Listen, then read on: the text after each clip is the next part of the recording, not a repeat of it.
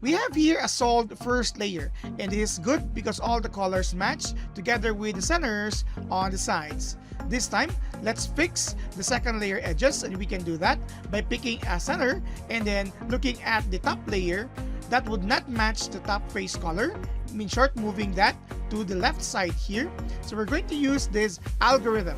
Let's start with U prime, moving that away, then L prime, then we have U, L, another U, F, and then fixing it with U prime. Then we put it down by F prime. The edge is now placed in the correct position. And let's look for another color. Let's say this yellow. Again, it didn't match the top face color, so it will be placed on the left again using the same algorithm. We'll have here U prime, L prime, U, L, another U, F, and then we have here U prime before we put it down by F. This is how we fix the second layer edges going to the left.